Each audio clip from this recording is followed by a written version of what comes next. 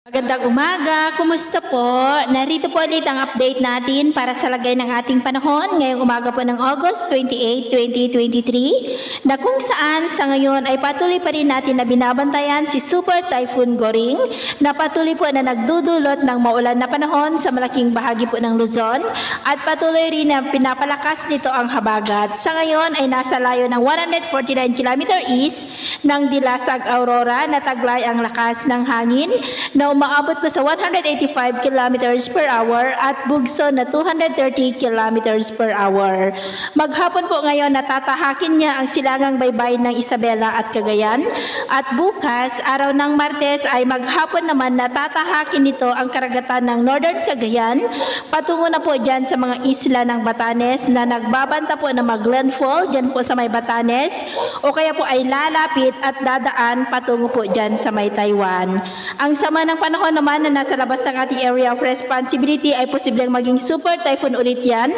na mas lalo pang magpapalakas sa habagat. At sa lagay po ng ating panahon ngayon, dahil po sa bahagyang paglayo ng bagyo sa ating kalupaan ay unti-unti na po na nababawasan ang mga pag-uulan na nararanasan po sa malaking bahagi ng Northern Luzon, pero posible pa rin ang mga pag-uulan sa ilang bahagi ng Apayao, Cagayan, Isabela at Aurora at sa susunod po na mga oras ay mababawasan na rin ang mga lugar na mayroong wind signals, pero sa ngayon po ay nakataas pa rin ang tropical cyclone wind signal number 3 sa eastern portion ng Isabela sa may Divilacan, Palanan, Dinapige at sa extreme northern portion ng Aurora sa may Dilasag. Signal number 2 pa rin po sa may eastern portion ng mainland Cagayan, dyan po sa may Peña Blanca, Baggao, Gataran, Lalo, Gonzaga, Santa Teresita, Bugay, Santa Ana, Enrile, Tuguegarao City, the central portion of Isabela sa may Maconacon, Cabagan, Tumawini, San Pablo,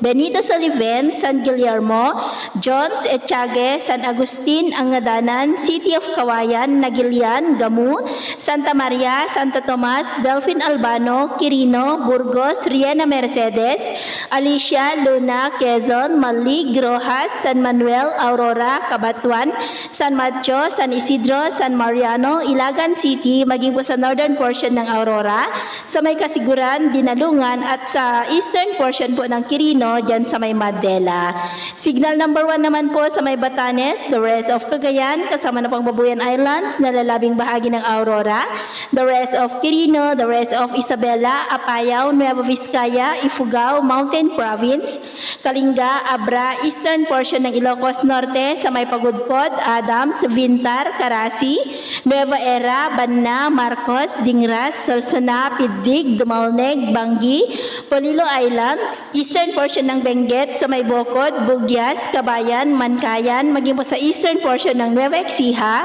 sa may Karanglan, Pantabangan, Bungabon, Gobaldon, Laur, Rizal at saka po sa Calaguas Islands.